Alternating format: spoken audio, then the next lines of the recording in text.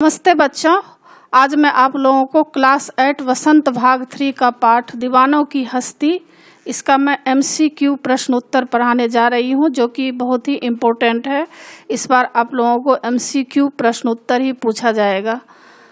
और बच्चों, इससे पहले वसंत भाग 3 क्लास 8 का बहुत सारा वीडियो मैं आसान तरीका से समझाई हूँ। फुल एक्सप्लेनेशन, समरी और क्वेश्चन आंसर, और हिंदी व्याकरण भी बहुत ही आसान रूप में मैं पढ़ाई हूँ। उन सब को देखने के लिए आप ऊपर दिए गए आई बटन पर क्लिक करके देख सकते हैं, या नीचे दिए गए डिस्क्रिप्शन बॉक्स में देख सकते हैं, या प्लेलिस्ट में देख सकते हैं जाकर। और बच्चों, आप मुझे इंस्टाग्राम, फेसबुक और ट्विटर पर भी फॉलो कर सकते हैं। तो अभी हम लोग पढ़ेंगे दीवानों की हस्ती पाठ का MCQ प्रश्न उत्तर, जिसको मल्टीपल चॉइस क्वेश्चन कहा जाता है, या ऑब्जेक्टिव टाइप क्वेश्चन कह सकते हैं, या बहुविकल्पीय प्रश्न उत्तर कहते हैं। तो पहला प्रश्न है, दीवानों की हस्ती पाठ की रचना निम्नलिखित में से किसके द्वारा की गई है। इसमें आपको 4 ऑप्शन रहेंगे, एक ऑप्शन सही रहेगा, आपको सही ऑप्शन लिखना रहेगा। तो बच्चों, नीचे इसका उत्तर भी दिया गया है। आप 1 2 3 करके जो जितना भी MCQ है उसका उत्तर नीचे आपको मिल जाएंगे, लेकिन फिर भी मैं आपको नीचे करके दिखा रही हूँ। दीवानों की हस्ती पाठ की रचना निम्नलिखित में से किसके द्वारा की गई है। क सूर्यकांत त्रिपाठी निराला, ख भगवती चरण वर्मा, ग रामधारी सिंह दिनकर, और घ है इनमें से कोई नहीं। तो आप देख सकते हैं इसका उत्तर नीचे है। पहला को उत्तर आपको ख है, तो इसका उत्तर क्या होगा। पहला का उत्तर होगा भगवती चरण वर्मा, यानी दीवानों की हस्ती पाठ की रचना निम्नलिखित में से किसके द्वारा की गई है। तो इसका उत्तर है ख भगवती चरण वर्मा के द्वारा। दूसरा प्रश्न देखिए, दीवाने यानी मस्ती भरा जीवन जीने वाले को दीवाने कहा जाता है। जब एक जगह से दूसरी जगह जाते हैं तो उनके साथ निम्नलिखित में से क्या होता है। तो दूसरा प्रश्न का उत्तर देखिए, यहाँ है। दूसरा प्रश्न का उत्तर है ग। दूसरा प्रश्न का उत्तर ग है, मस्ती का आलम, यानी दीवाने जब एक जगह से दूसरे जगह जाते हैं तो उनके साथ निम्नलिखित में से क्या होता है। उत्तर है इसमें मस्ती का आलम। सही उत्तर आपको मस्ती का आलम है। तीसरा प्रश्न देखिए, मस्ती भरा जीवन जीने वाले दीवाने लोगों के बीच क्या बन जाते हैं। वैसे तो टिक किया हुआ है, लेकिन फिर भी मैं आपको नीचे भी दिखा रही हूँ कि सही आपको समझ में आ जाएगा। तीसरा प्रश्न का उत्तर है, तीसरा का उत्तर घ है। तो उल्लास है। मस्ती भरा जीवन जीने वाले दीवाने लोगों के बीच क्या बन जाते हैं। क आदर्श, ख शोक, ग मेहमान, और घ उल्लास। तो इसका उत्तर होगा घ उल्लास। चौथा प्रश्न है, बेफिक्री का जीवन जीने वालों ने इस संसार से क्या लिया है। क है दुख दर्द, ख है समय, ग है धन, घ है इनमें से कोई नहीं। तो चौथा का उत्तर आप देखिए क्या है, क है उत्तर। चौथा का उत्तर क है, दुख दर्द। पांचवा देखिए, दीवानों के लिए निम्नलिखित में से सत्य क्या है। क वे लोगों में खुशियां बांटते हैं, ख वे लोगों में धन बांटते हैं, ग वे लोगों में धर्म का प्रचार करते हैं, घ वे लोगों से धन मांगते हैं। तो पांचवा का सही उत्तर आपको होगा क। पांचवा का उत्तर है क, वे लोगों में खुशियां बांटते हैं। छठा प्रश्न देखिए, सुख दुख के घूंटों को हम एक भाव से पिए चले का आशय निम्नलिखित में से क्या है। क वे सुख दुख को मिलाकर पी जाते हैं, या ख वे सुख में बहुत खुश तथा दुख में बहुत दुखी होते हैं, ग वे सुख दुख अपने पास आने ही नहीं देते, और घ वे सुख दुख को एक समान भाव से ग्रहण करते हैं। तो प्रश्न क्या है, सुख दुख के घूंटों को हम एक भाव से पिए चले। तो इसका उत्तर देखिए क्या है, छठा का उत्तर है ख। वे सुख में बहुत खुश तथा दुख में बहुत दुखी होते हैं।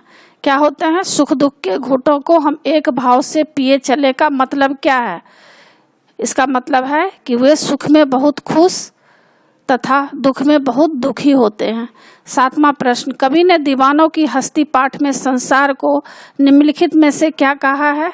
क दुखों का सागर, ख सुखों का घर, ग भिखमंगों की दुनिया, घ स्वर्ग से भी सुंदर।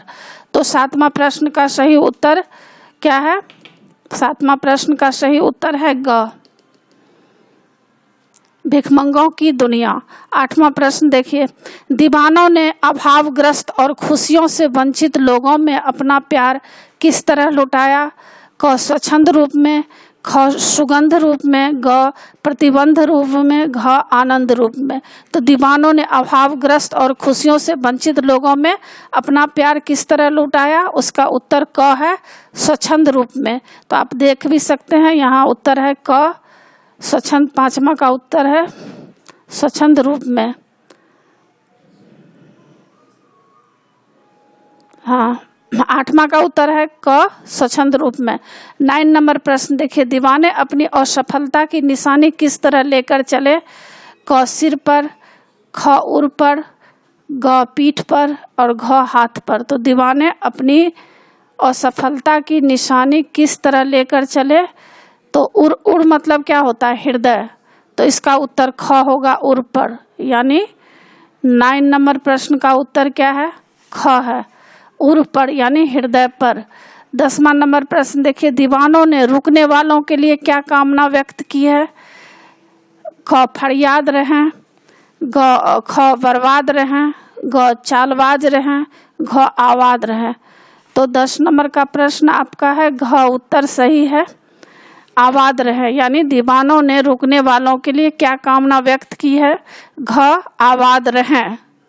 11 नंबर प्रश्न देखिए, उल्लास शब्द का संधि विच्छेद निम्नलिखित में से कौन सा ठीक रहेगा? अब उल्लास शब्द का सही आपको संधि विच्छेद करना है। तो क का है उल्लास प्लस स, ख उल प्लस लास, ग उत प्लस लास और घ उस प्लस लास। तो 11 नंबर प्रश्न का उत्तर ख है, उत प्लस।